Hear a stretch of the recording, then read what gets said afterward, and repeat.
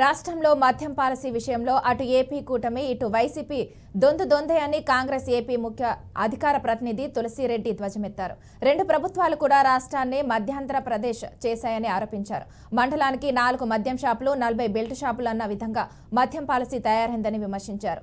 రాష్ట్రంలో మంచినీరు దొరకడం లేదు కానీ మద్యం ఎక్కడ పడితే అక్కడ దొరుకుతుందని తులసిరెడ్డి ఆగ్రహం వ్యక్తం చేశారు. అటు టీడీపీ కూటమి ఇటు వైకాపా దొందే ఈ రెండు ప్రభుత్వాలు కూడా రాష్ట్రాన్ని మధ్యాంధ్రప్రదేశ్గా తయారు చేశాయి.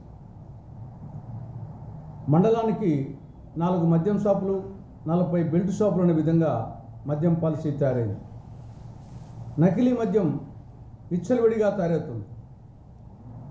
మన ఇటీవల అన్నమయ్య జిల్లా తంబలపల్లి నియోజకవర్గం ములకల చెరువు వద్ద ఎక్సైజ్ అధికారులు చేసిన దాడిలో దాదాపు 1,75,00,000 రూపాయలు విలువ చేసే నకిలీ మద్యం దొరికింది. ఆ పరికరాలను స్వాధీనం చేసుకున్నారు. 10 మందిని అరెస్ట్ చేశారు.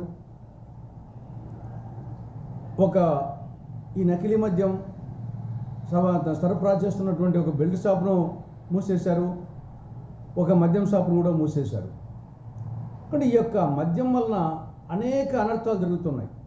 రాష్ట్ర వ్యాప్తంగా ప్రతిరోజు ఏదో ఒక దుర్వార్త. తండ్రిని కొడుకు చంపాడని, కొడుకును తండ్రి చంపాడని, కొడుకు తల్లిని చంపాడని, తల్లి బిడ్డలను కొట్టిందని,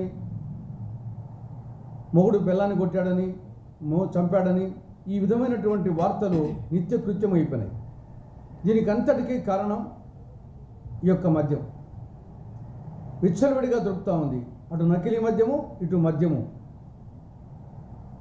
కాబట్టి ఇప్పటికైనా ప్రభుత్వానికి ప్రజల ప్రాణాల పట్ల చిత్తశుద్ధి ఉంటే నకిలీ మద్యాన్ని అరికట్టాలి, బెల్ట్ షాపులను అరికట్టాలి, వీలైతే సంపూర్ణ మద్యపాన నిషేధాన్ని రాష్ట్రంలో అమలు చేయాలని కాంగ్రెస్ పార్టీ కూటమి ప్రభుత్వాన్ని డిమాండ్ చేస్తా ఉంది. మద్యం